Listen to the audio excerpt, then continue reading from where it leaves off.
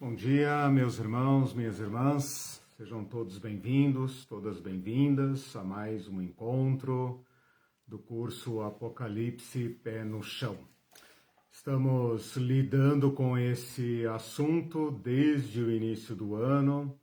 Esse curso foi dividido em 4 sessões. A primeira sessão diz respeito a alguns conceitos fundamentais, importantes para a gente entender o livro.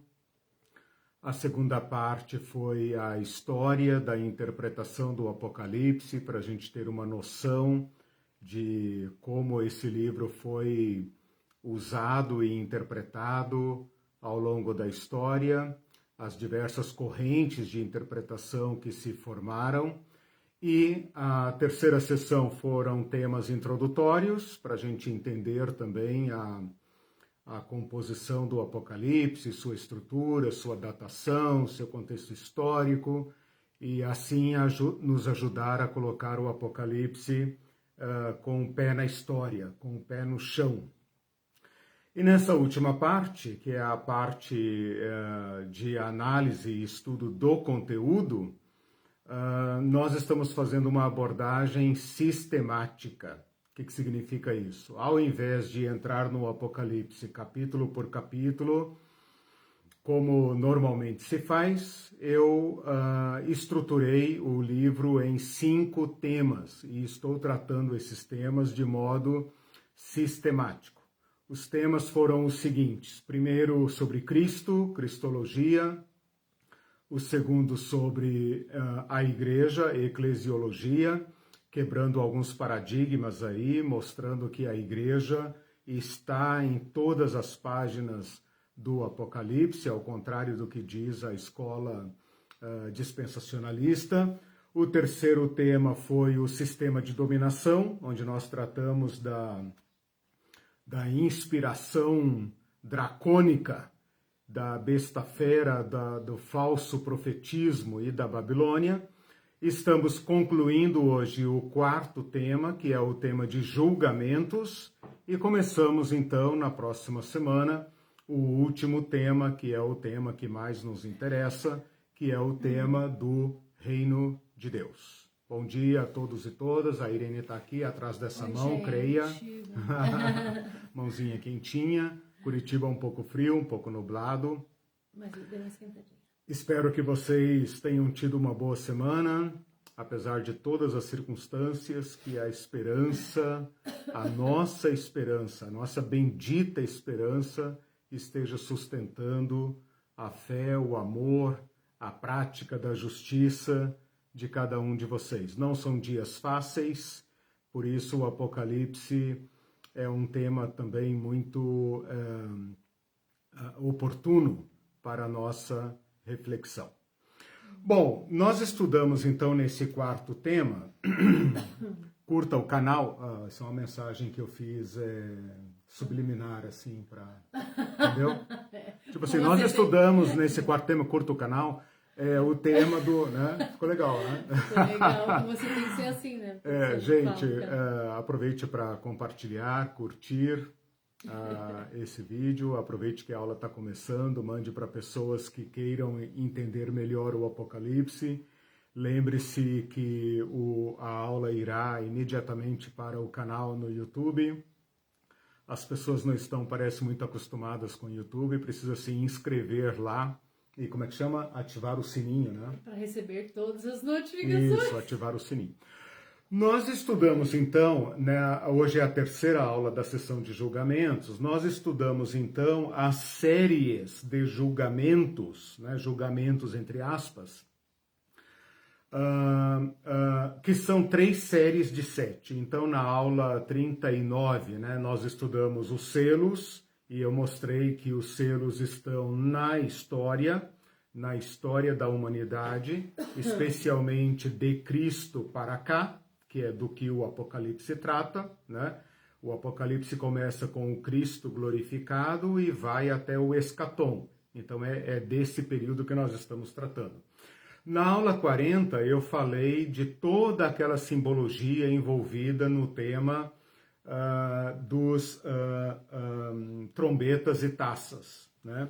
mostrando também que são eventos que estão acontecendo na história, que são consequências do modo como a sociedade está se organizando e vivendo, e tudo isso caminha para um escatom. Quando eu digo escatom, eu estou usando o conceito escatológico, de fim. Se você tiver dúvidas sobre o que isso significa, tem que voltar lá nas primeiras aulas, que agora é aquele conhecimento, aquela conceituação que eu estou precisando trazer à mesa agora, ao debate, né? Nós cristãos, na teologia cristã, nós não acreditamos em eterno retorno, não acreditamos em reencarnação, acreditamos numa história que caminha para um fim estabelecido pelo Criador, Salvador e sustentador de todas as coisas. Esta é a nossa bendita esperança. Todos os clamores da nossa alma, todo o anseio por justiça, por amor, por reconciliação, encontra em Cristo e por meio de Cristo plena realização. Então nós temos direito de sonhar, nós temos direito de esperar, nós temos direito a uma verdadeira utopia, enquanto a maioria da humanidade está desprovida completamente de qualquer utopia, de qualquer esperança, ou então está embaraçada, digamos assim, em doutrinas de eterno retorno, infindáveis, né? Sem nenhuma esperança de nada a não ser absorvido pela energia do cosmos e sabe-se lá o que vem depois. Bom, nós vamos então hoje tratar de um tema que é conhecido popularmente como o juízo final. Se Deus é o Deus da justiça e se a nossa expectativa de justiça receberá algum tipo de realização, então nós podemos falar que o escatom, ou seja, o fim, o objetivo, a meta estabelecida pelo justo Deus, envolve um tipo de julgamento em que Deus decidirá não dar sustentação ao mal. Então, a nossa utopia, eu estou usando a palavra utopia com licença poética e teológica, a nossa utopia, segundo diz o apóstolo Pedro, trata de um mundo nos quais habitam e reinam a paz e a justiça. E para que haja justiça e para que haja paz, tem que ter um momento em que Deus cessa o mal e aqueles que lhe dão causa. Nesta aula de hoje, e a partir da aula de hoje especialmente, em que eu me aproximo, em que eu agora efetivamente estou tratando do escatom, portanto daquilo que ainda não aconteceu, que vai acontecer na história, mas ainda então, né, portanto, não aconteceu, eu queria alertar para o fato que a nossa metodologia, a metodologia pé no chão, essa metodologia histórica, presentista, implicante, como eu falei na aula passada, ela vai alcançando então agora os seus limites. Por quê? Porque a gente começa a tratar de temas para os quais não há referencial histórico, né? Nós estamos sendo colocados, a partir de agora, diante de eventos prometidos, para os quais nós não temos como recorrer ao conhecimento humano histórico.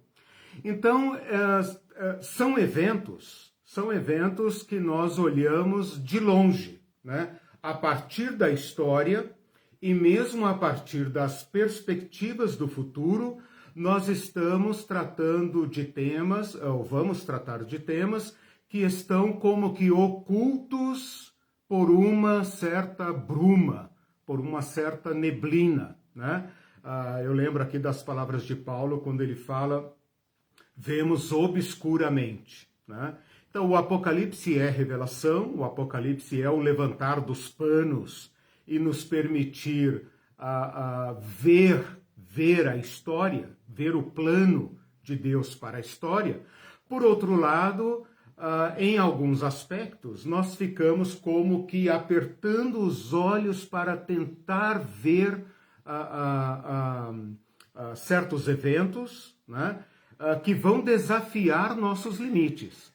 Então, alguns autores que eu consultei, eles falam assim: aqui fracassa a linguagem. Porque a nossa linguagem é uma linguagem da história. Por exemplo, quando fala de guerra, sim, nós sabemos o que é guerra. Quando fala de fome, sim, nós sabemos o que é fome, né? Quando fala de conflitos, de acidentes naturais, de catástrofes, de morte, sim, isso é da história, né? Agora, quando fala do reino de Deus plenamente estabelecido, aí nós estamos diante do mistério, aí nós estamos diante do inédito, nós estamos diante de algo que é extraordinário, que é o excepcional.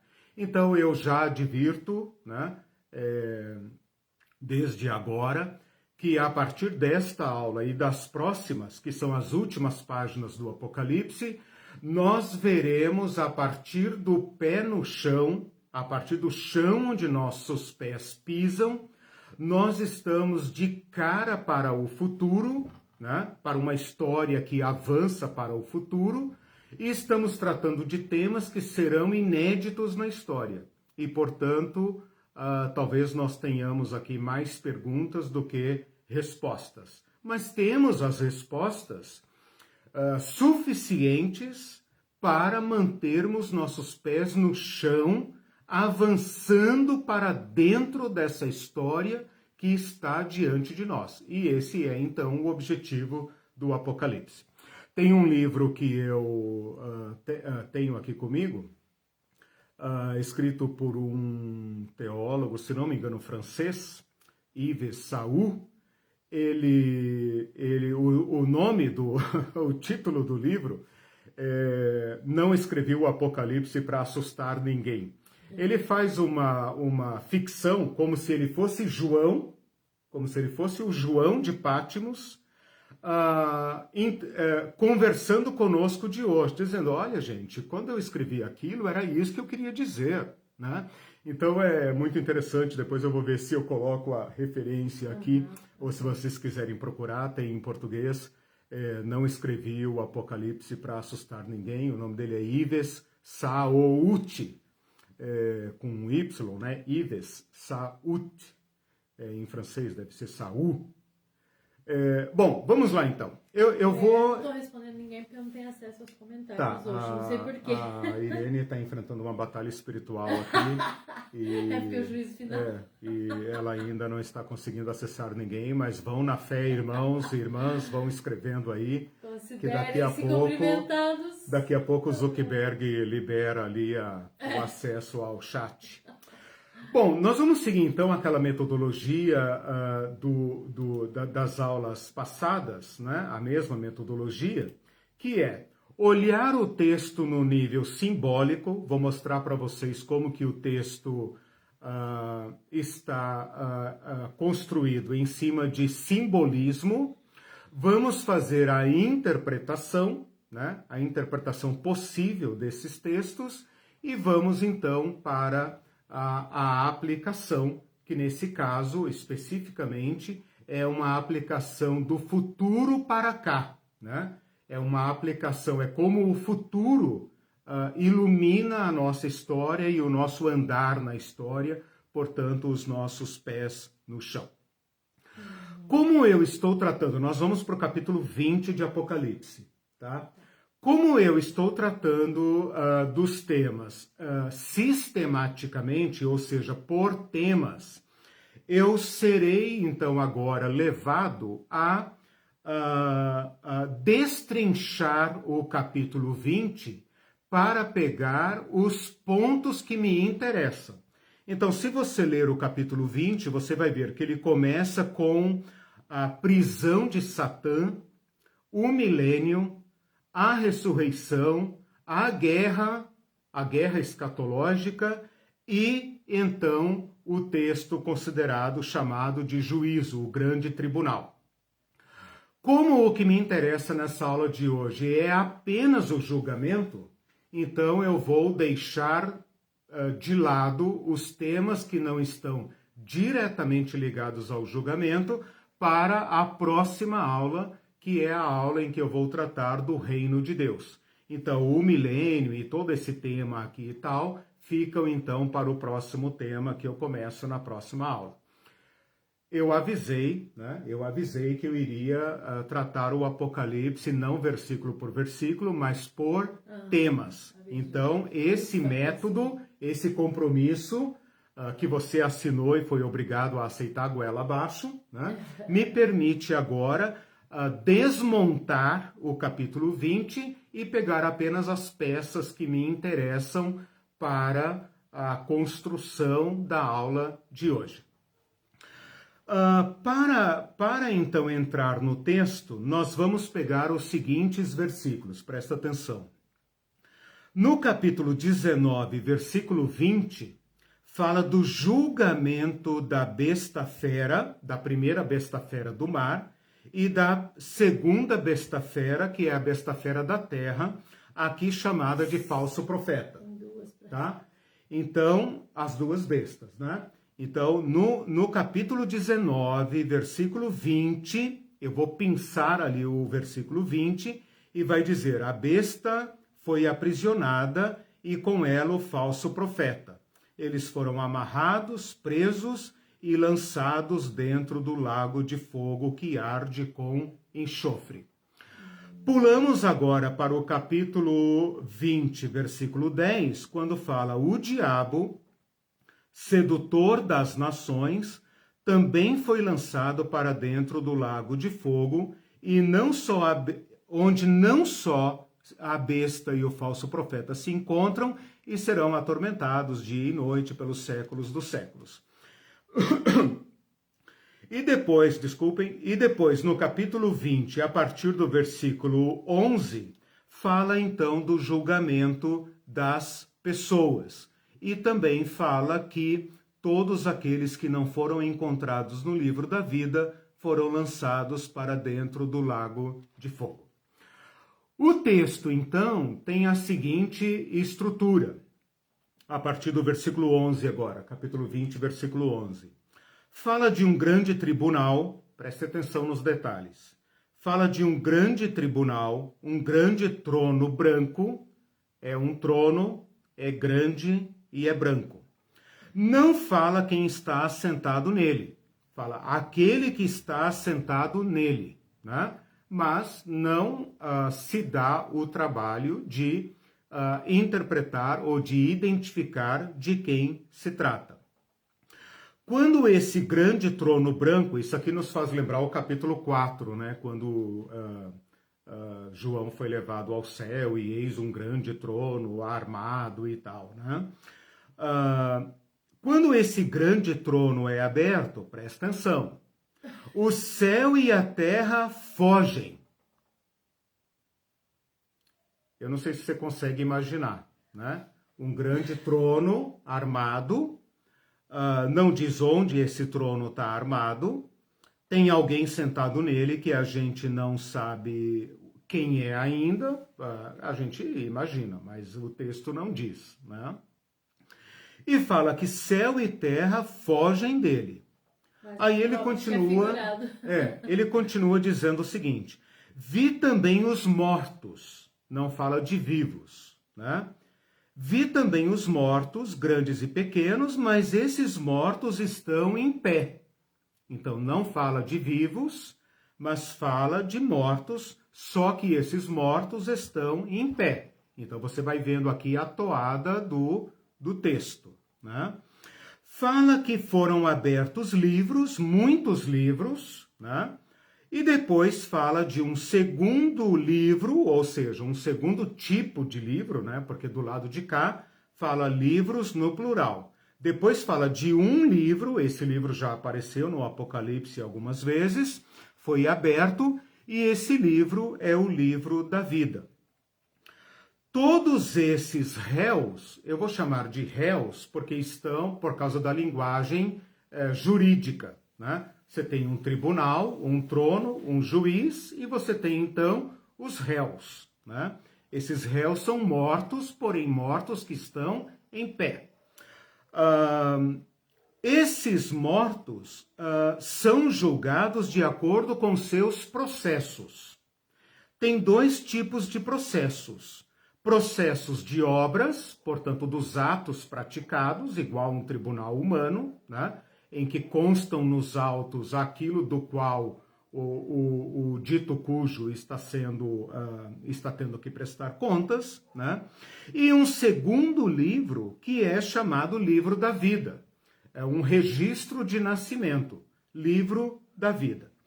O versículo 13, ele está num tipo de explicação do versículo 12, uma certa repetição de explicação, que fala o seguinte: todos os mortos de todos os lugares foram devolvidos a este tribunal. E aqui eles destacam mar, morte e Hades, né? Então fala assim, ó, deu o mar os mortos. O povo antigo tem um certo horror à morte na água, né? Eles tinham uma ideia de que quem morre no mar, né? Fica preso nas águas. A morte e o além, diz a minha Bíblia aqui, que é a Almeida Revista e Atualizada. A morte e o além. Algumas Bíblias poderão dizer a morte e o inferno. Veja aí, capítulo 20, versículo 13. Capítulo 20, versículo 13, no final, deu o mar os mortos que nele estavam, a morte e o além. O mar entregou seus mortos e a morte e o mundo dos mortos também entregaram seus mortos. Isso, morte e mundo dos mortos. Ou algumas Bíblias podem dizer a morte e o abismo, ou podem dizer a morte e o inferno, outras podem dizer a morte e o Hades. Aqui deveria estar escrito a morte e o Hades. E foram julgados um por um, segundo as suas obras. Então, a morte e o inferno... leia como é que está na tua Bíblia, versículo 14. A minha Bíblia titubeia aqui, tá vendo? Ela falou... morte e o além, agora ela fala morte e o inferno. Aqui diz então a morte e o mundo dos mortos foram lançados. A Irene está com a Bíblia aqui da Visão Transformadora. Nova Versão Transformadora, né? Nova Versão Transformadora. A minha Bíblia, que é uma Bíblia mais antiga, fala a morte e o inferno, né? Inferno aqui é uma má tradução. Deveria estar escrito ou a morte e o Hades, ou a morte e o mundo dos mortos. Foram lançados para dentro do lago de fogo, e então ele explica para nós o que é esse lago de fogo, a segunda morte. Então ele não fala de primeira morte, fica intuído, né? Mas ele fala de uma segunda morte. O Alexandre Clentes, que a Bíblia de Jerusalém diz a morte e o Hades. Isso, essa é a melhor tradução, por isso a Bíblia de Jerusalém ela é referência, né? Excelente Bíblia para ter em mãos em termos de versão e tradução correta. Muito boa, uma Bíblia de referência.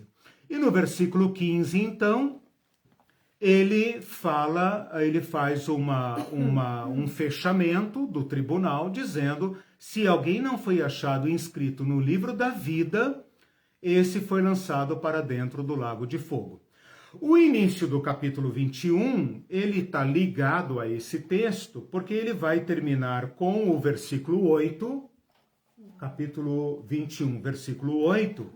Ele vai fazer agora uma certa explanação, uma certa explicação do tipo humano rejeitado no mundo de Deus, no reino por vir, na nova sociedade onde habita a justiça. E ele vai dizer assim, olha, o versículo 7 fala, o vencedor herdará o mundo de Deus. Lembra da linguagem do vencedor? Está lá nos capítulos 2 e 3, e se refere a um chamado do Espírito Santo para a humanidade. Ao vencedor darei, ao vencedor farei. Quanto, porém, ao. Então, esse ao aqui, aos, né? São aqueles que se contrapõem aos vencedores, os derrotados para Deus. Porque os vencedores que o Espírito Santo está chamando são aqueles derrotados para o mundo, que para Deus são vencedores. Agora a situação se inverte, né? Então ele fala assim: quanto aos covardes, aos incrédulos, aos abomináveis, aos assassinos, aos impuros, aos feiticeiros, aos idólatras e a todos os mentirosos, a parte que lhes cabe será no lago que arde com fogo e enxofre, a saber, a segunda morte. Bom, nós estamos diante de um texto altamente simbólico. Por quê? Fala de um trono, fala de um tribunal, fala de um juiz, fala de uma ausência de céus e terra, portanto está fora do cosmos, né? Céus e terra desaparecem.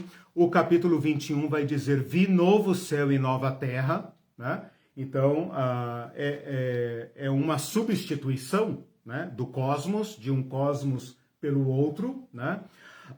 O céu e a terra que são personificados como se fossem sujeitos, porque eles fogem, né? Então quando você fala terra foge, céu foge, você está dentro de uma linguagem altamente simbólica e até mitológica, né? Porque na mitologia grega a terra é uma deusa, né? A Gaia, e o céu também é um deus, né? Então você está diante de uma personificação dos astros.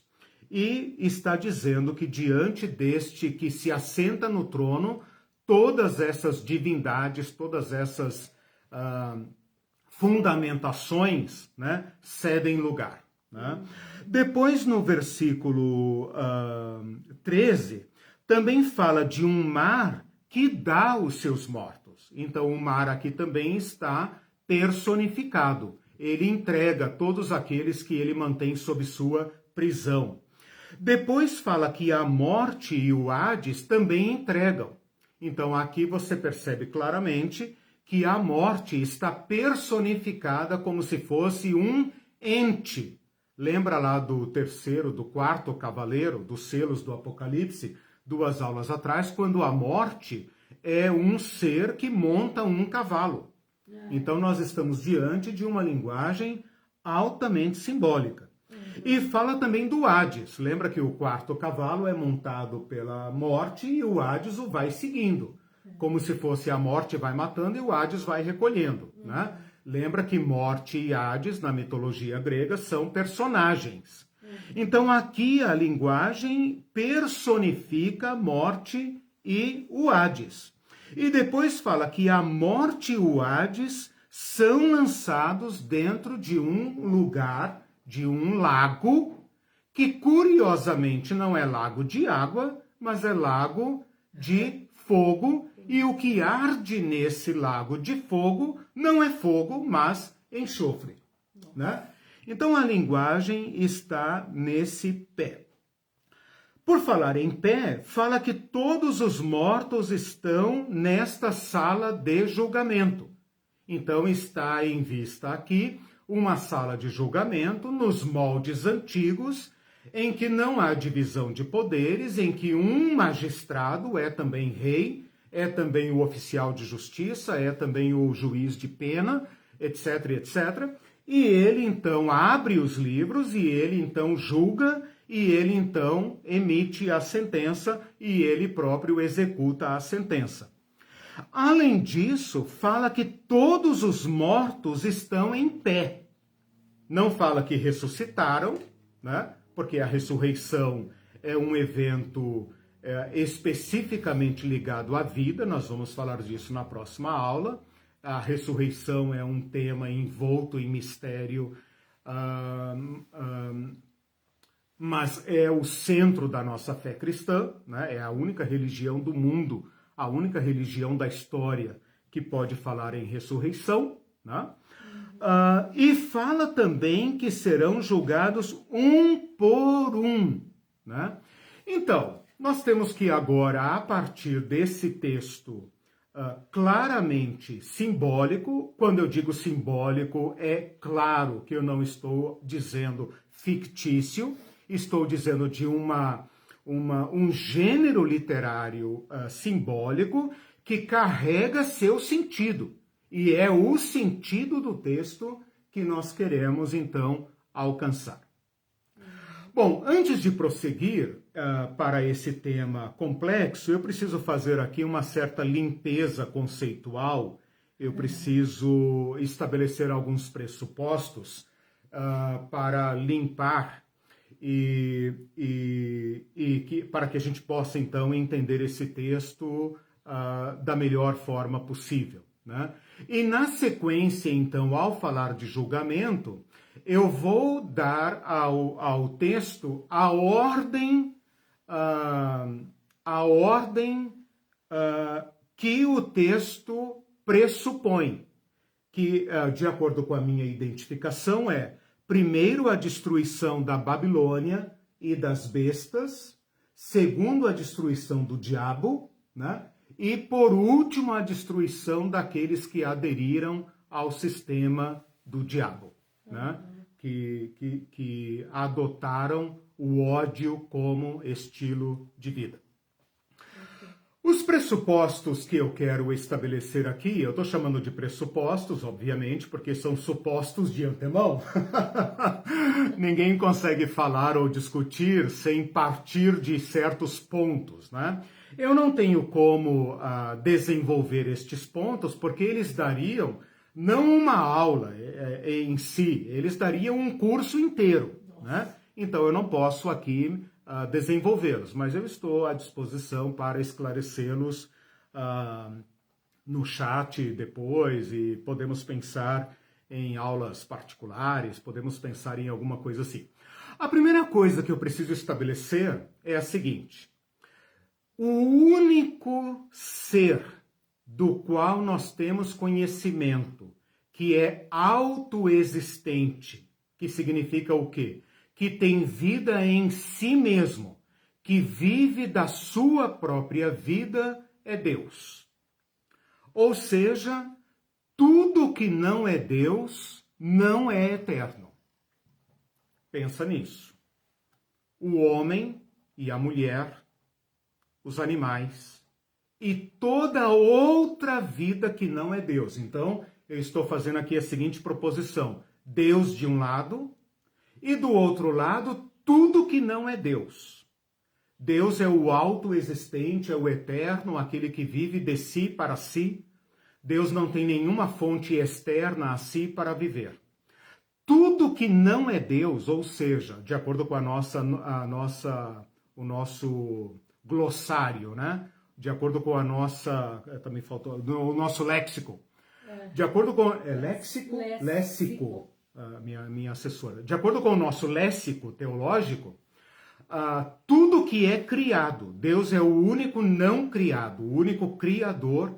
Então, de um lado está Deus como eterno, do outro lado, tudo que existe, de vida espiritual, a vida física, a vida humana, inclusive, e tudo que se move, tudo que tem movimento, vive de uma energia externa. Portanto, tirando Deus, nada existiria. Esse é um pressuposto fundamental. Se você ainda não teve tempo de raciocinar, eu vou direto ao ponto. O ser humano não é eterno. A gente sempre aprendeu que não é eterno nem fisicamente, nem espiritualmente. E aí eu já passo para o segundo pressuposto. Para a nossa teologia, para o nosso léxico teológico, nós não somos materialistas. Então, toda religião, isso nós compartilhamos, nós os cristãos compartilhamos em comum, né? Um conjunto comum, um vaso comunicante, com todas as religiões. Por quê? Porque toda religião pressupõe a transcendência da vida, né? O morreu, acabou é materialismo puro, ou seja, toda a vida é pura matéria. A matéria, ela se dissolve no mundo material. Então, se hoje é carne humana, daqui 20 anos, etc., são cinza, pó, tu és pó e ao pó tornarás, e vai virar adubo e etc., e vai virar elementos químicos e vai alimentar outros corpos vivos, e é isso, é o ciclo da vida completamente material. Tirando de lado o materialismo, todas as outras religiões pressupõem um tipo de sobreexistência, ou seja, a vida transcende a matéria. Se não aceitar esse ponto de vista, bem-vindo ao materialismo duro, né? Tudo que se chama eu e que você chama eu, né? Você diz para si mesmo eu, é pura matéria. Bom, boa sorte, né? Para você a aula termina aqui. Mas é claro que a gente não fica satisfeito com isso. E então nós temos que pensar que sobreexistência é essa. Essa sobreexistência é uma sobreexistência garantida pelo Criador da vida. Então perceba o que eu coloquei até agora. Que se a vida transcende, ela transcende porque Deus lhe dá transcendência, né? Porque se tirar a transcendência dada por Deus, nada existe sem ele, né? Tudo o que existe foi feito por meio dele, e sem ele nada do que foi feito se fez. Bom, distintamente em relação às outras religiões, porque quase todas, vou falar em termos genéricos para ser simplista, né? Para correr o risco de ser simplista, porém aqui para o caso é razoável ser simplista, quase todas as religiões. Então agora já descartamos o materialismo, estamos em território que concebe algum tipo de transcendência da vida. Dentro deste conjunto de crenças, o cristianismo se coloca à parte. Quando eu digo cristianismo, estou me referindo à teologia cristã, né? Ao vocabulário evangélico, ao conjunto da revelação cristã. Quase todas as outras religiões caem num tipo, né, de eterno retorno, de ciclos reencarnacionais.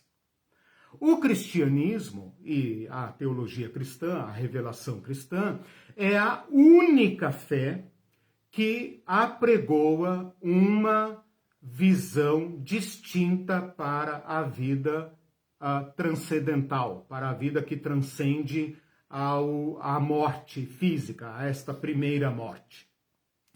Ele pressupõe a ressurreição. A ressurreição. Somente o cristianismo. Somente a fé cristã. É claro que quando eu digo somente a fé cristã, eu estou concebendo que os judeus também falam de ressurreição, porque os judeus são nossos antepassados, né, nossos patriarcas na fé. E é claro também que eu estou levando em conta que os muçulmanos, que são, digamos, descendentes de judeus e cristãos, né, uma religião que nasce de fonte judaica e cristã, né, bebe dessas fontes, também concebe algum tipo de ressurreição.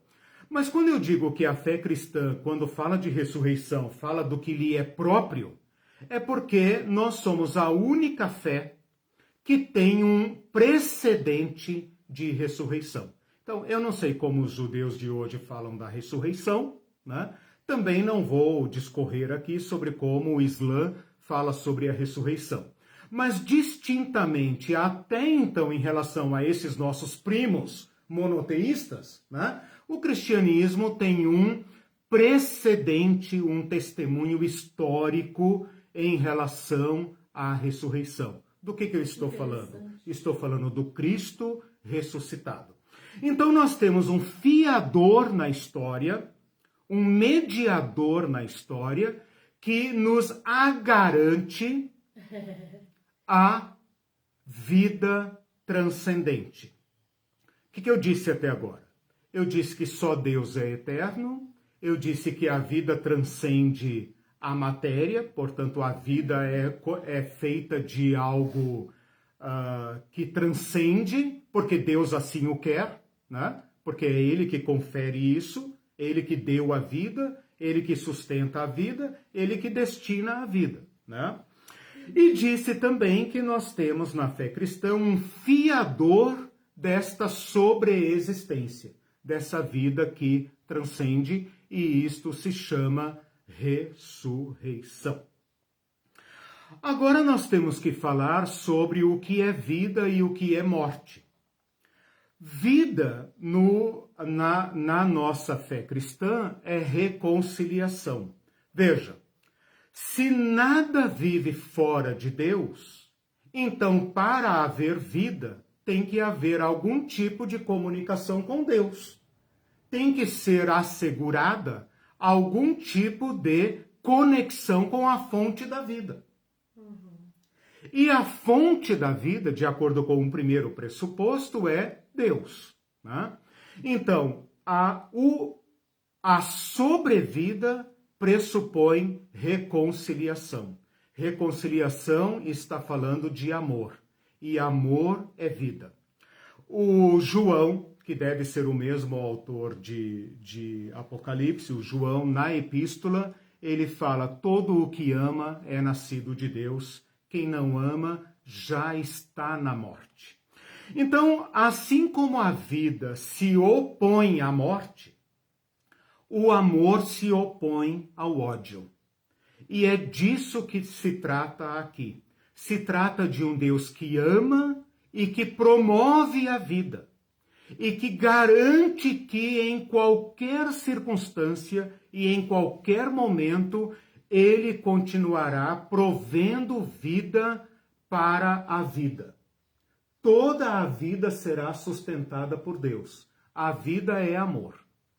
O ódio, por outro lado, é a morte. Por quê? Porque o ódio é o oposto ao amor. O ódio é a ruptura. O ódio é a inimizade contra Deus. Significa dizer para Deus: eu vivo de mim mesmo. Eu não te reconheço como meu Criador. Eu não te reconheço como meu sustentador. A vida é minha e eu faço dela o que eu quiser. Bom, quem adota o ódio como estilo de vida, o ódio contra Deus e o ódio contra tudo e todos, porque para arrogar para si esta supremacia é necessário uma dose qualitativa, substantiva de ódio. Quem adota esta postura de vida, que causa a morte de outros para viver, portanto é um simulacro diabólico do divino, que é amor, este já está na morte. É disso que se trata. Portanto, o ódio latente no ser humano já lhe garante a morte. E a reconciliação e o amor já lhe garante a vida. A conclusão desses pressupostos, que deve estar como pano de fundo do que nós estamos estudando aqui, é o seguinte: Deus, garantidor de toda a vida e de todo movimento, não dará continuidade ao ódio. Deus não dará continuidade ao ódio. Nossa, incrível. Deus não dará continuidade. Por quê? Porque a morte é o que temos. O ódio é a morte. E para sair da morte é necessário converter-se ao amor. É necessário romper com a Babilônia, é necessário romper com o reinado bestial, é necessário romper com o assassinato, é necessário romper com a cultura da morte, é necessário romper com a cultura da violência. É disso que se trata. É interessante porque a gente nunca liga o amor com essa parte prática, né? O amor fica sendo só uma coisa subjetiva que se manifesta em cada um de uma maneira, né? E da mesma forma a gente nunca liga a autossuficiência, que é a centralidade, a base do pecado, com ódio, né? eu sou autônomo, eu faço o que eu quero da minha vida, como se eu não tivesse ligação nenhuma com Deus ou dependência nenhuma. Olha que interessante isso que a Irene está falando. Nós estamos no Apocalipse. É o Apocalipse, esse tipo de material aqui, constrangedor, desconfortável, que arranca a nossa máscara e mostra para nós que nós vivemos numa cultura de ódio. É chocante pensar, olhar para a nossa sociedade e pensar que os fundamentos dela é o ódio. A gente não faria esta autocrítica se isso não tivesse sido revelado para nós. Por isso o sistema religioso do Evangelho não entende Jesus Cristo. Porque Jesus Cristo desmascara a violência por trás daquele sistema bestial que se manifestava em Roma, mas também se manifestava no Templo de Jerusalém e no Sinédrio. Na religião. Exatamente. E o que Jesus está dizendo é o seguinte: se vocês não se arrependerem, vocês perecerão. Jesus disse em Mateus 25, apartai-vos de mim, malditos, para o fogo eterno, preparado para Satã, que é o inspirador, e para todos aqueles que optaram pela morte. Com isso, eu estou chamando a baila aqui, estou chamando à luz, um assunto que toca a nossa moral.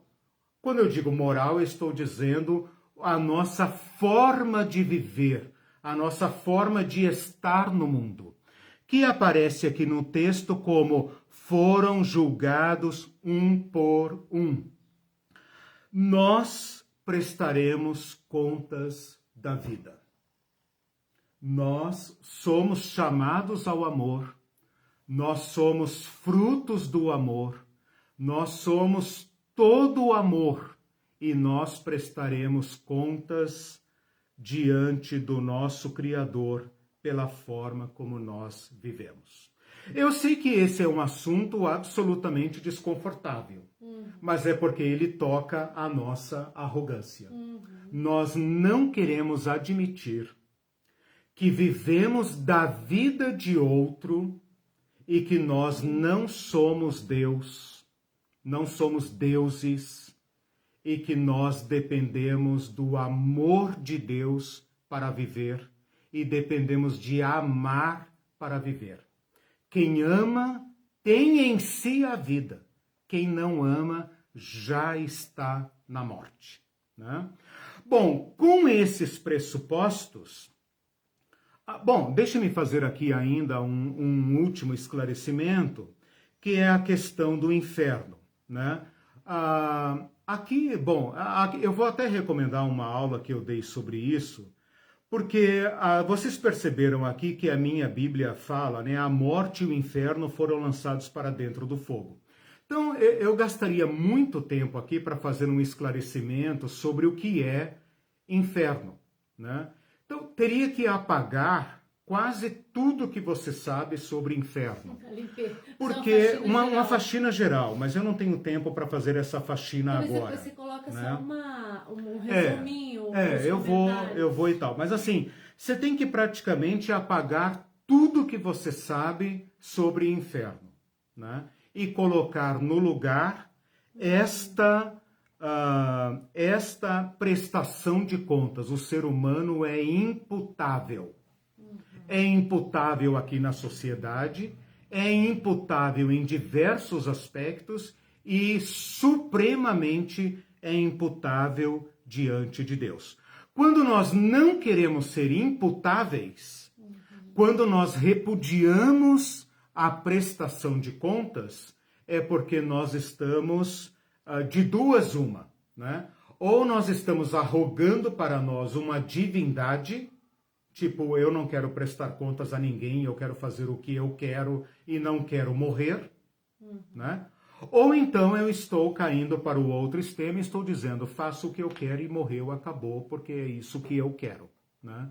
Só que nós não somos deuses. nem para nossa autoextinção nós somos deuses. Nós vivemos da vida de outro e isso é inerente à nossa vida e à nossa humanidade. Animais não são imputáveis, né? Se um Rottweiler morde uma criança, ele não será preso. Se ele mata uma pessoa, ele não será preso, o dono será. Então é muito evidente que o ser humano é imputável e isso é inerente ao nosso ser humano, inerente à nossa humanidade. Fora disso, você cai ou no materialismo, né, ou no reencarnacionismo. E aí você está definitivamente fora do escopo cristão. O escopo cristão rejeita o materialismo e rejeita o reencarnacionismo de qualquer ordem. E coloca na nossa cara uma prestação de contas. A prestação de contas vista a partir do chão da história nos implica no reino do amor e da justiça. Nos implica nas obras da justiça, que, de acordo com o que nós lemos no capítulo 19, serão as nossas roupas no reino de Deus. É do que nós vestimos. Então, esse certo mal-estar que eu e você sentimos de termos que prestar contas, é porque nós teremos que tirar o traseiro do nosso mundinho egocêntrico, divino, né? Esse ser humano que se pensa Deus e que decide seu próprio destino, e terá que pôr as mãos na massa para introduzir na história a justiça, o amor e a construção de um mundo justo. Para isso, nós teremos que renunciar aos nossos reinozinhos, aos nossos tronozinhos, e aderirmos, rompermos com o reino da besta fera, rompermos com o mundo da violência e da morte, e aderirmos ao custo da própria vida, se necessário, à construção do reino de Deus. Eu estava pensando... Esta é a mais profunda implicação. Se você entendeu isso, nem precisamos continuar, você já entendeu tudo. Eu estava preocupada porque o pessoal estava muito quietinho. Eu falei, nossa, será que eles estão aí ou estão respirando? Mas agora tem 2 comentários. Mas antes do comentário... Bom, se eles estão aí já é grande coisa, né? Mas antes do comentário... Bom, essa não é uma aula para rir. Né? Para chorar. Mas antes, ou rir, depende se você é autônomo ou não, né? Você falou das vestes de justiça, né? E eu fiquei pensando que da mesma forma como o amor se relaciona com a justiça, com atos de justiça, da mesma forma a autonomia e a arrogância contra Deus se relaciona com o egoísmo e as más obras. Por quê? Porque eu sou o rei. Eu sou o principal, eu faço o que eu quero. Se eu faço o que eu quero, danem-se os outros, não é essa atitude? E o evangelho, a suma do evangelho é o outro, né? Então, o reino assim... de Deus e o próprio Deus, né? Como se relaciona. Só que eu não via nisso a palavra ódio, né? Então, o ódio pode ser, interessante. A gente pode tratar o ódio que como essa autonomia e essa contra Deus, essa arrogância contra Deus, né? O ódio é uma qualidade moral. Não estamos falando aqui de quantidade, né? Mas o fundamento da nossa sociedade é o ódio. Isso está tipificado no Caim, que odiou a seu irmão Abel e disse, acaso eu tenho que dar contas do meu irmão? E Deus está dizendo para ele, o sangue do seu irmão clama a mim.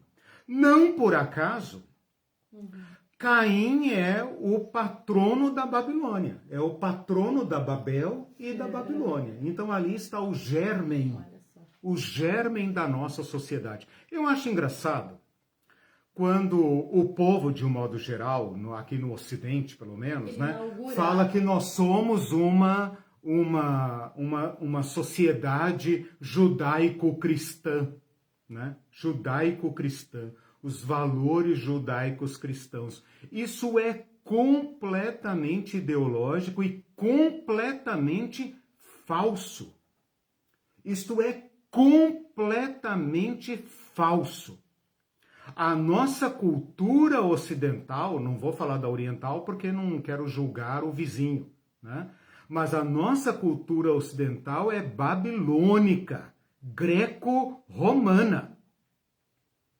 Os fundamentos da nossa sociedade não são cristãos nem judaicos. A Jerusalém aparece aqui como um tipo que se opõe a Atenas e a Roma. Jerusalém aparece aqui agora como vítima desse sistema babilônico que é encarnado por Grécia e Roma. Essa é a base da nossa cultura. E é a isso que o Apocalipse está desmascarando e nos chamando a romper este compromisso e aderir aderir com fidelidade a um outro projeto civilizacional que é inspirado não pelo abismo de onde nasce esse sistema, de acordo com a nossa leitura, mas do céu das nuvens azuis, não, da inspiração daquele que veio do céu. Ou seja, é uma inspiração de Deus. É a inspiração do sustentador. É como vive o reino de Deus. Bom, deixe-me avançar aqui. Sim, leia, por favor. Desculpa. A Eneida disse: a arrogância não nos deixa ver que também odiamos. Não apenas somos vítimas do ódio daqueles que se opõem a nossas ideias nesses últimos anos. É verdade, concordo com ela. Porque nós reagimos com ódio ao ódio, não reagimos com amor, né? Esse é o maior problema de enfrentar o ódio. Exatamente. E o Celso diz assim: o ódio é materializado nas circunstâncias de fome, guerra, desigualdade, violências diversas, manifestadas pelas cabeças do sistema dominador que transita pela história. E nós aderimos ao sistema, às vezes em menor grau, às vezes em maior. O amor, por exemplo, é materializado nas ações de um padre Lancelotti na selva de pedra, que desperta o ódio das pessoas mortas em vida, as quais se dobraram ao sistema dominante da Babilônia. Exatamente. Eis o ponto. O amor e o ódio como fundamentos de dois modos de ser na história. E o Alexandre Klein está dizendo: onde podemos assistir a aula do Eliseu sobre inferno? Eu falei que a gente põe o link depois. Eu ponho o link, mas eu vou ver se eu já não devo atualizar aquela aula. Eu vou ver. Ela é mais antiga. Nossa, esse é um negócio... É isso que eu digo. O conceito de inferno está igual um fóssil, que é uma pequena palavra sobre a qual foram depositados sedimentos milenares, né? Então está muito carregado de coisas e tal. O que nós devemos entender aqui, eu vou usar a palavra Hades, que traduz a palavra Sheol, e a Bíblia de Jerusalém é muito feliz nessa tradução, que significaria apenas a sobreexistência à morte física. É isso. É muito nublado, não há uma doutrina substancial a respeito, mas basta saber que basta romper ideologicamente com o materialismo.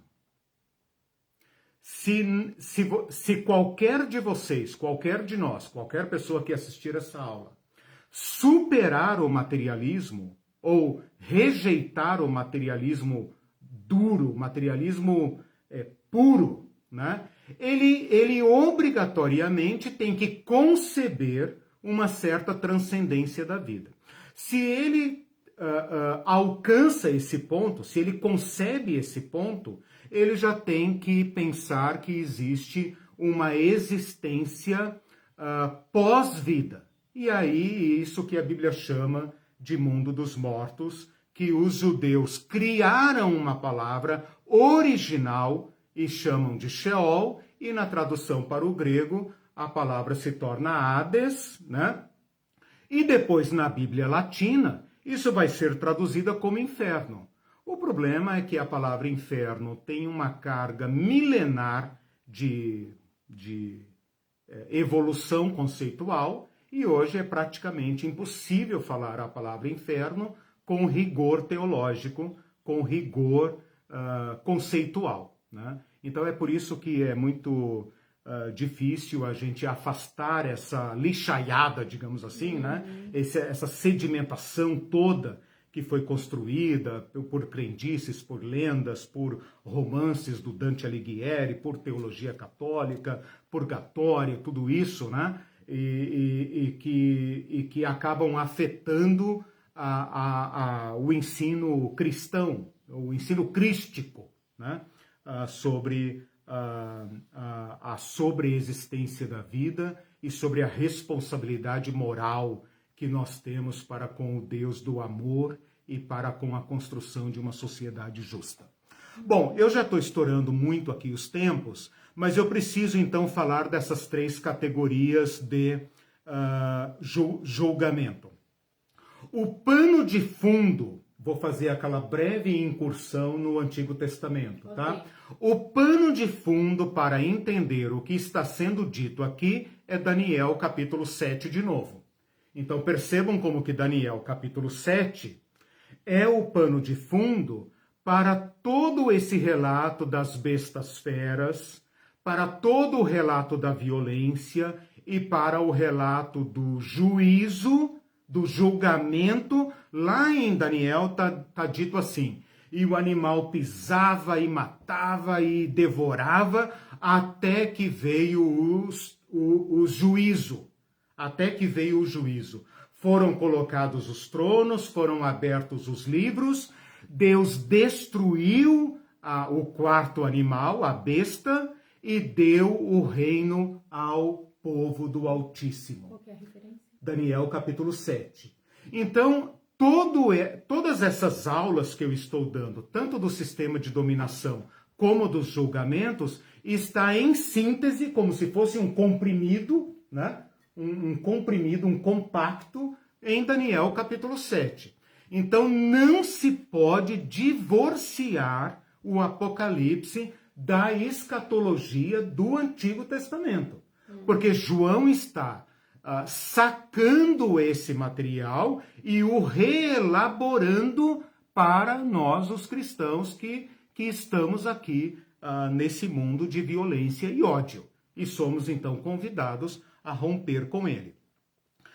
Percebam no capítulo 19, olha só, o capítulo 19 está naquela confluência que eu falei na aula passada de todos os julgamentos. Lembra que eu falei que os 7 selos, as 7 trombetas, as 7 taças, todas elas convergem para um grande escatom, para um grande confronto? Este confronto está no final do capítulo 16, é desdobrado no capítulo 17 e 18, que nós estudamos quando falamos da Babilônia, tá? É interrompido pelo capítulo 19, que fala de Cristo, que nós também já estudamos, agora você monta aí o quebra-cabeça, né? É tua tarefa aí pro recesso de fim de ano. E continua numa parte que nós não estudamos, mas que ficou subentendida no final da aula passada, que é uma guerra sem guerra. Lembra que eu falei?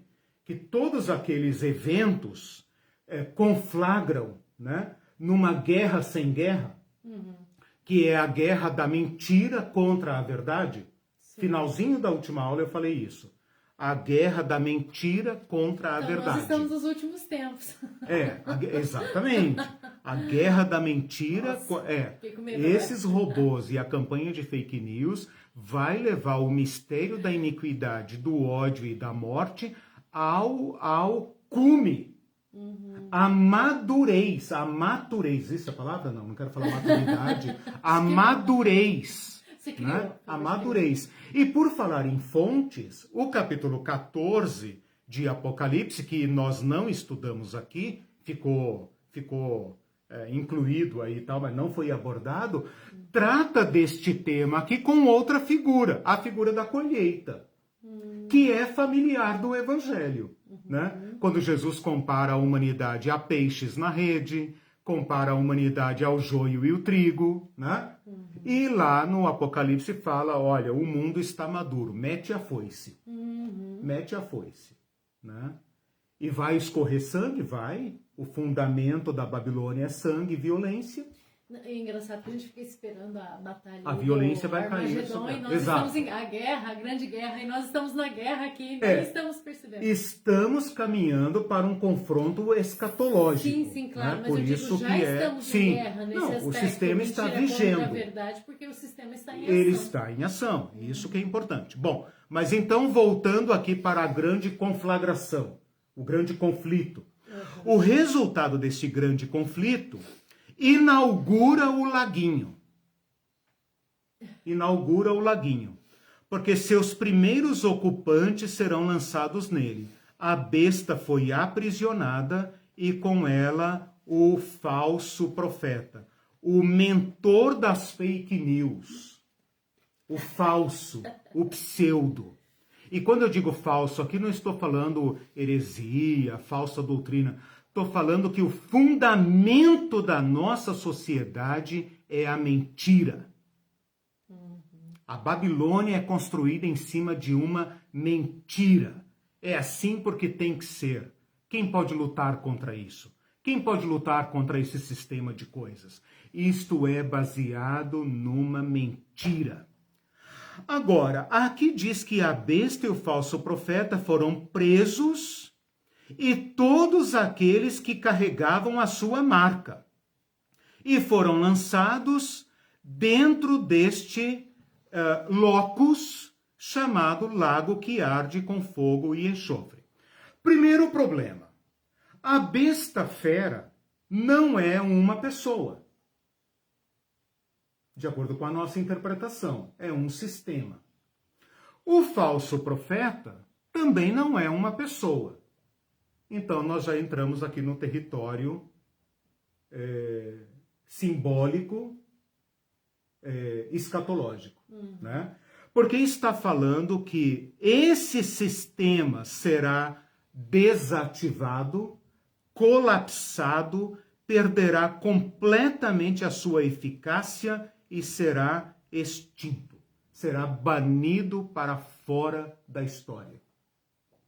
Então, para quem acredita, como a turma do Tim LaHaye, que a besta é um ente, uma pessoa, e o falso profeta é uma pessoa, então você vai seguir na sua mentalidade literalista, né, dizendo que essa pessoa será algemada e lançada na fornalha, como aquela fornalha lá do Nabucodonosor, né, a fornalha acesa, etc, etc. E que os demônios, que são seres espirituais, também vão ser algemados. Exato, algemados e lançados para queimar em fogo. Né? Seres espirituais queimando em fogo. Isso. Tudo bem, vamos lá. Quando a gente vem para o chão da história, nós temos um sistema calcado na violência, que é a Babilônia, inspirado por essa besta fera e sustentado pela mentira, e na sua base está o enganador Mor. Pela ordem, a Babilônia é destruída, como nós estudamos nos capítulos 17 e 18. A Babilônia, como sistema, é completamente colapsado e destruído.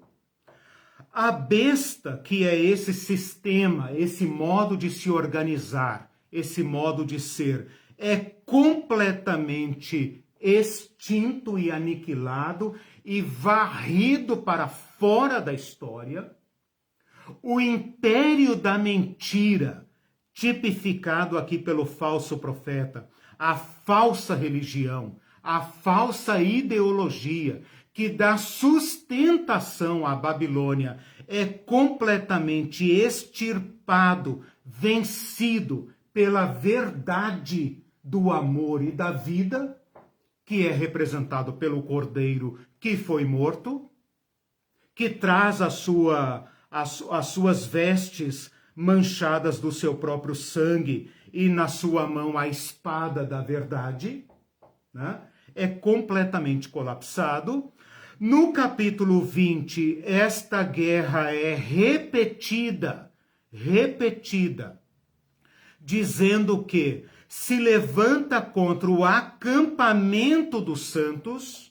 Não há acampamento dos santos, mas fala que os santos, o povo separado, o povo que não adere ao sistema da violência, vive precariamente nesse mundo como peregrino e não tem lugar nesse mundo, porque vivem acampados nele, mas não pertencem a ele. Esse sistema se levanta contra o acampamento e então é julgado por Deus. E então o seu mentor, a mente por trás desse sistema, é também lançado dentro do lago de fogo, onde se encontram a besta e o falso profeta. Estamos no território altamente simbólico. A menos que você queira sustentar, né? Existem trocentas interpretações nesse sentido, que a besta é um homem, o falso profeta é um homem e o diabo é um homem. Se você andar pela trilha que eu estou estabelecendo, nós temos nesta ordem o Satã, que é o mentor da violência, é o mentor do ódio, é o mentor da morte, né? E todo esse sistema construído para aprisionar e matar e destruir. Tudo isso será extirpado e banido para fora da história, que significa dizer, o Deus eterno, que dá sustentação, que dá existência a tudo o que há, retira deles a sua eficácia. Deus os desativa. Tira a vida? Tira a vida no sentido simbólico, porque o sistema bestial não é uma vida. Uhum. É um poder, é uma eficácia. Desativa o poder. Isso. Né? E depois vai dizer que o próprio Satã será destruído neste locus, que eu ainda não expliquei, que é o lago de fogo e enxofre. E depois, todos aqueles que aderiram com sua existência a este modo de ser. Deus não dará, Deus negará sobreexistência a esses que optaram pelo ódio que produz morte. Por isso, Paulo diz que o salário do pecado é a morte. Eu poderia dizer aqui na linguagem do Apocalipse, o salário da violência, a recompensa da violência é o não ser. A violência destrói o outro e carrega em si a morte. O sistema, o ódio carrega em si sua própria destruição.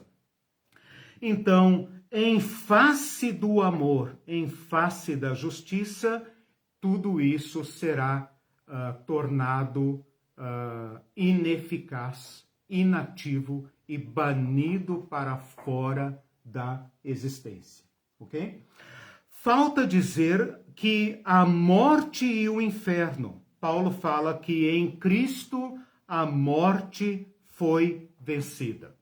Inferno aqui, na verdade, porque eu li na minha Bíblia, não é inferno naquele conceito todo que está aí na nossa cabeça, mas o mundo dos mortos, ou seja, a eficácia da morte, a eficácia de banir para fora da história não terá mais vigência nenhuma, porque no capítulo 21 vai dizer que a morte já não existe mais.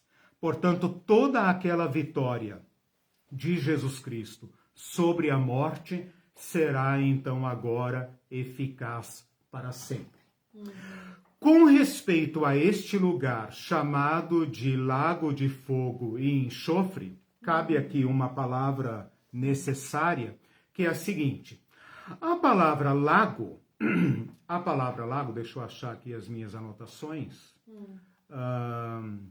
Peraí. A palavra lago é usada nas Escrituras, quer dizer, essa palavra nunca existe nas Escrituras. A palavra lago de fogo e enxofre é uma criação de João.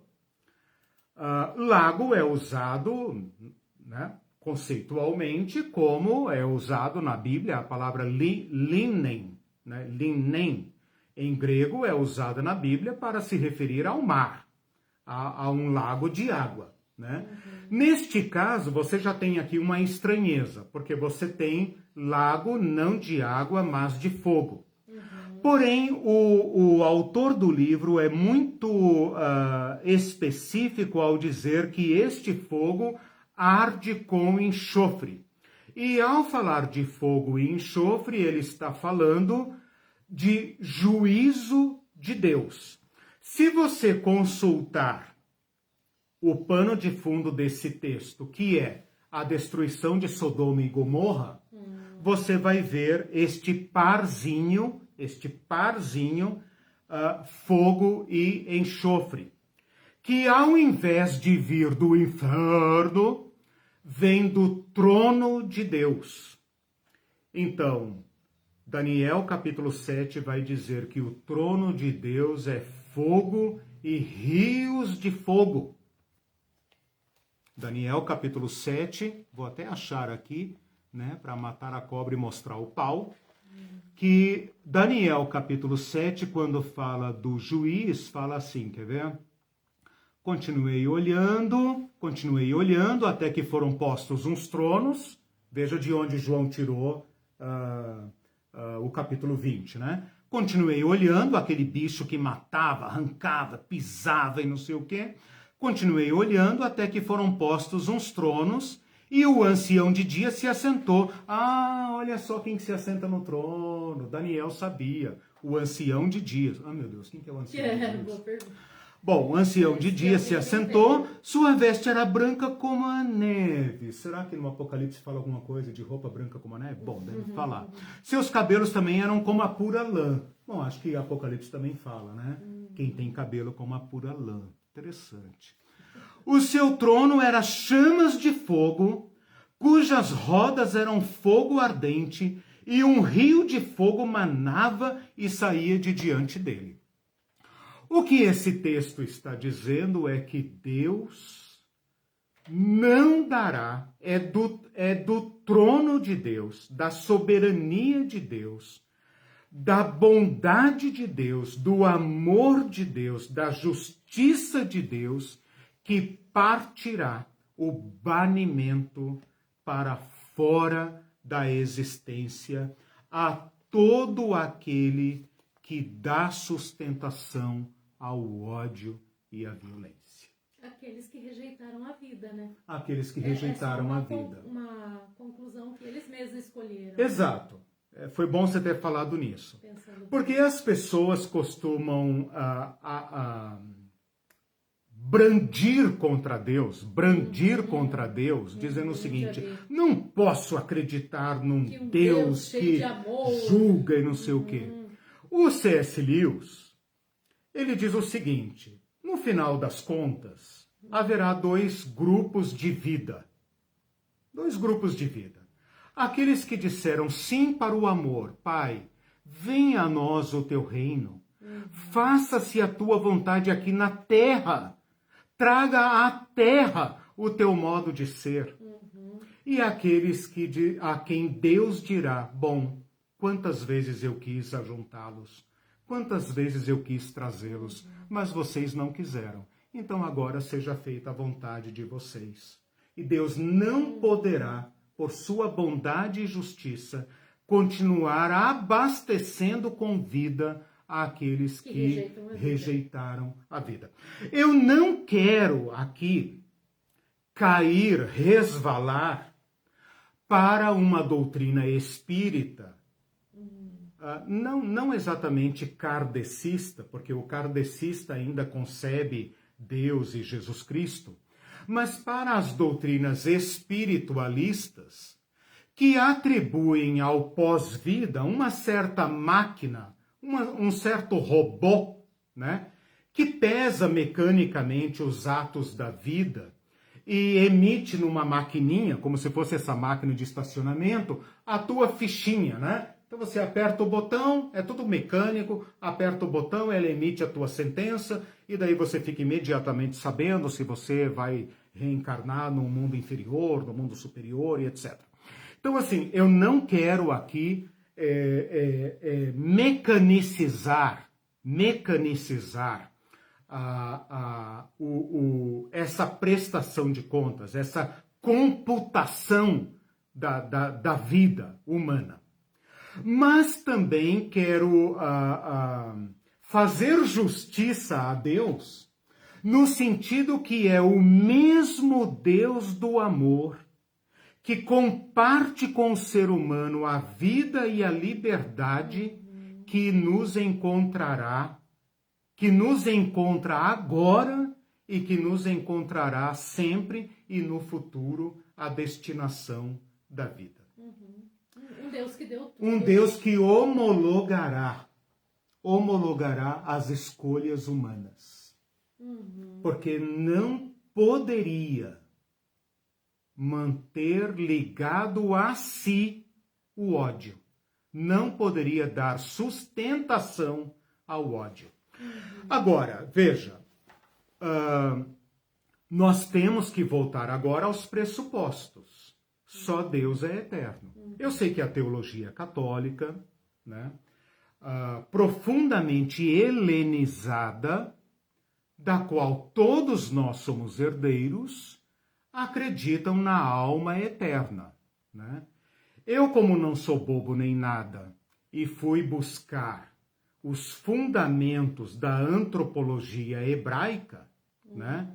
E que entendo que por trás da psique grega existe uma nefesh hebraica, recuperei o conceito de que eterno é Deus e o que Deus permite ser eterno. Que o ser humano não é eterno. O ser humano é isso aqui, ó. Fôlego de vida. A respiração. É isso aqui. E isso transcende ao pó. E é isso que constitui a minha glória humana. É isso que constitui a minha glória humana. Porque sem isso, eu seria uma besta fera. É isso que me constitui. E por isso aqui, viver do amor, da vida de outro, respirar o ar e o fôlego de outro, que eu dou e recebo de volta. Dou e recebo de volta, gratuitamente. Dou e recebo de volta, deve fundar em mim uma ética de amor e de vida. E nunca reter. Porque se eu retiver o fôlego,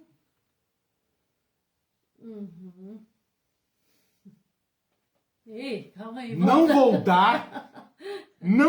dar a vida, não vou expirar a vida. Eu cacei meu lugar na vida. Então a vida pulsa do amor, é do amor de Deus, é do amor de Deus. E Jesus Cristo, com seu pescoço degolado, com suas vestes sujas do seu próprio sangue, chama-nos ao amor. Que lindo. Essa experiência do fôlego é muito impressionante para mim, quando a gente vai num funeral e você vê a pessoa que já não tem a coloração que o fôlego pode dar, né?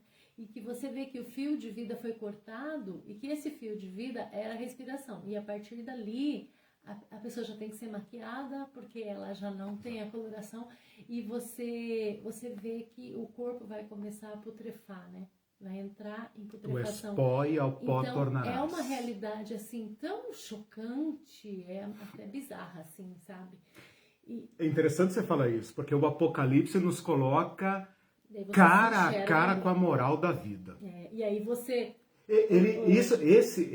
Nós estamos agora num choque. território extremamente chocante do Apocalipse. Por quê? Bem chocante. Porque nós, por causa da sedução de Satã, temos um ruído que soa no fundo da nossa alma. Sereis como Deus. Que eu posso fazer o que eu quiser. Não concebo o meu fim e elimino do meu horizonte qualquer imputação. Qualquer imputação. Por isso que o próprio Estado Democrático de Direito está colapsando. Né? Porque nós chegamos a um tal grau, nossa, rimou, né? Um tal grau de autodivinização que eu mato para viver. Eu mato e destruo. E eu professo a morte do outro e digo que é direito de expressão. E bota o Deus da história. Então. Exatamente. Então percebam como o próprio Estado Democrático de Direito vai colapsar. Vai colapsar. Por quê? Porque carrega em si a mentira satânica. Sereis como Deus. E aí você vê cristãos que se denominam cristãos querendo ter essa liberdade de expressão, de expressar o seu ódio. Exatamente. Que é a morte. Que é a morte. Entende? Então que carrega mim. Carrega em si as sementes da morte. Lembra que Cristo, dentro do império da besta, o que era o império romano, senão o império da besta? Dentro do império da besta, professou o reino de Deus. Satã aparece para ele no deserto, de acordo com os 3 evangelhos sinóticos. Satã aparece para ele, apresenta para ele o Império Romano, todos os reinos da terra, portanto o Império Romano, e diz, tudo isso te darei. Tudo isso te darei, se você aderir ao meu sistema. E Jesus disse para ele, para trás de mim, Satã. Somente a Deus prestarei culto. Esse é o chamado de Cristo, né? Repudiar a Babilônia que mata, a Babilônia assassina, e guardar o testemunho de Jesus Cristo e implicar nosso compromisso com a vida ao custo da nossa própria vida, se necessário, para manter a vida. Significa dizer, o Senhor não deixará que as minhas obras de amor e de justiça sejam banidas para fora da história. Na próxima aula nós veremos isso. Bem-aventurado aqueles que dormem agora em Cristo, porque suas obras foram eternizadas, suas obras os acompanham, e elas terão existência permanente, como Jesus falou. Um único gesto de amor é eterno. Porque Cristo é amor e ele dá existência a todo que ama. O Sérgio Bucco disse, o Apocalipse nos coloca cara a cara com a realidade da vida e da morte. É verdade. Cara. Antes a gente lia, eu já falei isso aqui acho que mais de uma vez, que a gente lia e ficava passivo esperando a coisa acontecer. E agora não. Agora a gente se coloca numa posição ativa, né? Até a Eneida fez um comentário aqui. Para quem é leigo é complicado isso. Muitas vezes acho que é suficiente procurar viver o ensinamento de Jesus e deixar todo o resto com ele, não importando o que escatologicamente acontecerá. Tá certo, Eneida, só que essa leitura que a gente faz é uma leitura diferente da outra passiva. Os leigos pensam assim porque essa é a escatologia alienante, né? É a escatologia que te torna completamente inativo, né? É interessante que a palavra Hades, etimologicamente em grego, significa o invisível, né? Eu fico pensando como os cristãos às vezes se tornam invisíveis na história, né? Invisíveis. Nós somos a igreja invisível. Ó, que lindo, né? Isso a igreja aidética, não, desculpa, adética, né? A igreja adésica, né? Do Hades, do invisível. Né? Desculpe, escapou. Não quis dizer isso. Se confundiu. Então, não, que eu falei aidética, de Hades, me confundiu, desculpem, foi um ato falho. Então, na verdade, ela faz até um outro comentário aqui que diz assim: a interpretação que estamos tendo contato agora é completamente nova. Aprendemos a vida inteira de acordo com essa interpretação literalista do Tim LaHaye. Acho que não é o caso de rir, mas demonstrar compreensão, porque não é algo simples desconstruir toda uma história de aprendizado que se mostra equivocada. E a gente está aqui tentando desconstruir o ano todo, né? Porque quando começou esse curso? Fevereiro, né? Fevereiro. Hoje é a aula 41, né? Vai ter mais umas 4 aí, daí... Aí o Celso diz: o sistema opressor sempre esteve em vigor em cima do ódio. A perversidade e a violência maior é que ele procura se travestir de amor. Em nome de amor a Deus, vimos tantas carnificinas no decorrer da história. E todo sistema opressor sempre faz uso em benefício próprio do amor, entre aspas, a Deus.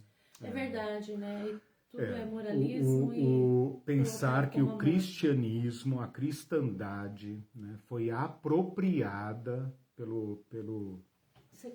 pela besta fera como instrumento de dominação e violência é doloroso. Né? Mais alguma pergunta, algum comentário? Não, eu acho que o pessoal deve estar um pouco chocado com o lago de fogo. Vocês estão aí, pessoal? Tá tudo bem? Essa interpretação que eu fiz, ela abre diversas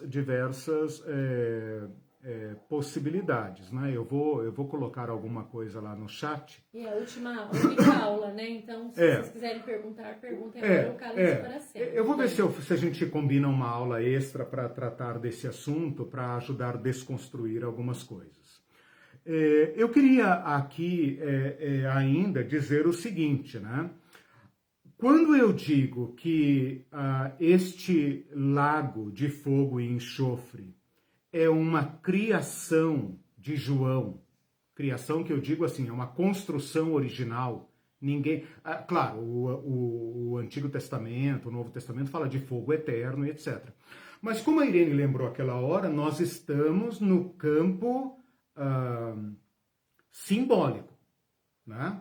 A gente não poderia cair no grotesco de pensar em seres imateriais, espirituais ou até simbólicos sendo queimados por fogo, né? Eu sei que a nossa mente ela facilmente entra no campo do simbólico sem nem perceber, né? Mas fogo no sentido literal é essa combustão que a gente faz ali de queima de combustível, de material e tudo mais, né? Então percebam que nós estamos no campo do simbólico. O que não atenua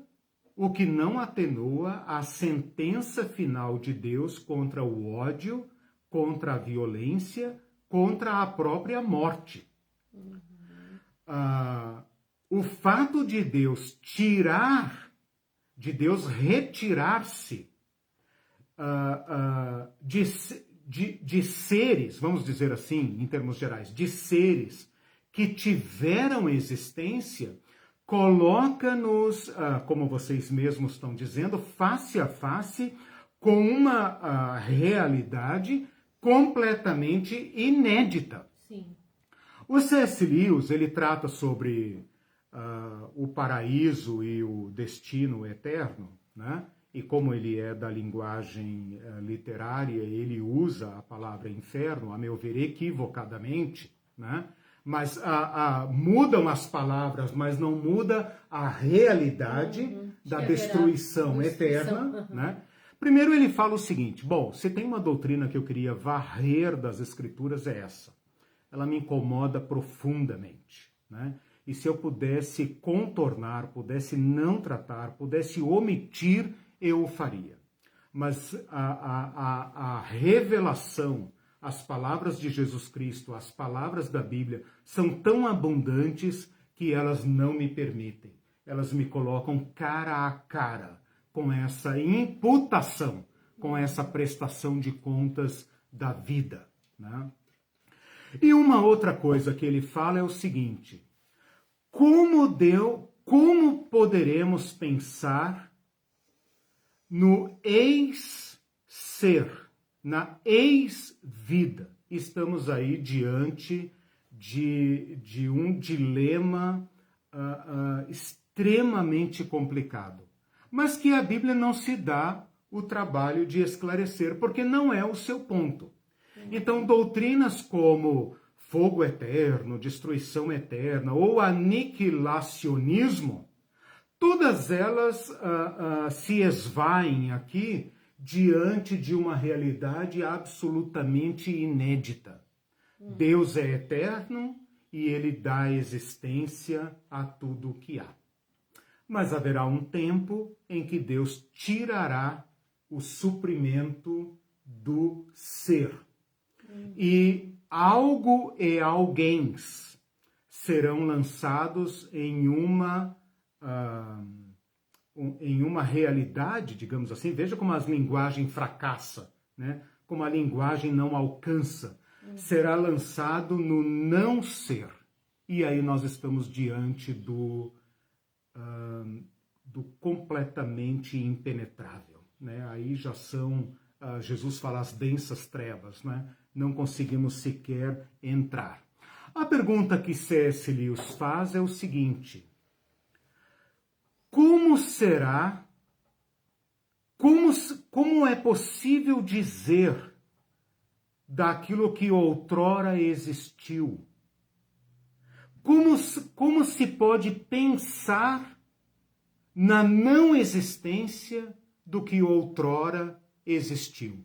Então ele cria, na sua liberdade, né, no seu esforço intelectual, ele cria o ex-ser.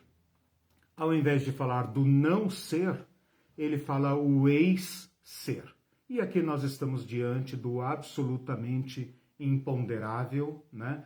Todo o esforço das Escrituras, todo o esforço do Evangelho, todo o esforço de Deus, todo o esforço de Cristo, todo o esforço do Espírito Santo é para tirar os seres humanos da mentira e reconciliá-los com o amor do Criador, para que vivamos e para que alcancemos aquilo que eu falei no início da aula, a plenitude do ser, que é a reconciliação. À vista destas coisas, meus irmãos, amemos. Olha aí o Evangelho, né? Não lhes dou um mandamento novo, amemos. Amemos profundamente. Procuremos a reconciliação profunda. Eu tenho pensado muito nisso. Se esse mundo é fruto do ódio e da violência latente, mesmo que oculto nos seus fundamentos, nós somos chamados, como o apóstolo Paulo, ao ministério, ao serviço da reconciliação. Em todo lugar em que os ouvidos ouvirem a nossa voz, que haja reconciliação. Reconciliação com Deus, reconciliação de uns com os outros, reconciliação das famílias, reconciliação das pessoas, reconciliação da sociedade, reconciliação com o meio ambiente, reconciliação conosco mesmo, reconciliação. Mas para isso precisa desistir do sistema Para isso precisa romper com a violência. Com o sistema da Babilônia, né? E aí eu terminei minha exposição, estou aberto só para os últimos comentários. O Fabrício diz, vou rever a aula de hoje, é a aula mais difícil de assimilar até aqui. Até porque você trouxe um conceito novo, para mim foi novo quando você disse, não hoje, porque você já tinha comentado sobre a eternidade do ser humano. Eu sempre aprendi, acredito que a maioria de nós, fundamentalistas, né, ou em desconstrução do fundamentalismo, nós aprendemos que o ser humano é eterno. Eu acho que eu já até preguei isso nos meus evangelismos, né, que tipo, você é eterno, então... Daí você prega, você vai continuar eterno, isso não sei onde, né? Isso é filosofia grega. Vamos dizer, no céu ou no inferno, você vai continuar eterno, né? E sobre um comentário do Celso que ele diz assim: quando você diz precisamos desconstruir algumas coisas, é justamente isso que causa ódio a muito eleito predestinado. Pois ele não quer sair da zona de conforto. Exatamente. Bate no peito, diz que tem 40 anos de evangelho e nunca tentou desconstruir. Sumiu a minha tela. Desconstruir. Só um momentinho. Vamos aguardar ali a... só a minha tela assim. Mas é bom ter o pensamento. Nunca tentou desconstruir nada, porque não está nem aí para esse planeta. Esse cara espera que caia do céu a cidade celestial e dane esse planeta. Exatamente. Vai além disso, viu, Celso? Por quê? Porque até pouco tempo atrás eu também acreditava que a cidade ia descer do céu, mas eu já estava mais evoluída, porque a maioria não espera a cidade descer do céu e que o céu vai ser na terra. Espera subir para o céu, né, para as ruas de ouro. Então, assim, acho que algum tipo de nave, esse cidadão assim, que vem, já ainda tipo, está... Mas como você disse ontem, Jesus vai descer, vai reinar 1000 anos, aquela ideia. Então, aí o Alexandre Klein diz, é verdade, mano, minha família toda acredita assim. E o Fabrício diz assim ainda, os testemunhos de Jeová estão certos em várias coisas, colocou a mãozinha assim, pensando. Sim, bom... Não me cria vamos problema, começar assunto não. novo, né? Agora no final da aula. Na questão de levar a sério a nova terra, sim, assiste-lhes mais razão do que aos crentes do deixados para trás. Isso eu concordo com você, né? Mas é uma escatologia. Ontem até falei sobre isso com alguém no meu Facebook, porque eu coloquei lá sobre a Nova Jerusalém, né, que desce do céu e tal, eu acho que... como um neologismo religioso. Eu falei, a escatologia adventista e russelista, né, Testemunho de Jeová, e de certa forma também Mórmon, elas são todas siamesas de um momento da história da interpretação do século XVIII, né? Então, ela tem lá seu valor, mas eu incentivo os irmãos a evoluírem na interpretação da escatologia, né? Não apenas no que diz respeito a essa doutrina adventista e russelista e mormonista, mas também em relação à teologia dispensacionalista. Foi por isso que eu dei 7 ou 8 aulas sobre a história da interpretação do Apocalipse. E estou propondo aos irmãos aquilo que eu considero a melhor e mais coerente e mais razoável interpretação, que é a interpretação que leva em conta não apenas a história da interpretação, mas o chão a partir do qual eu falo. Isso é uma contribuição que este curso aqui está levando à frente.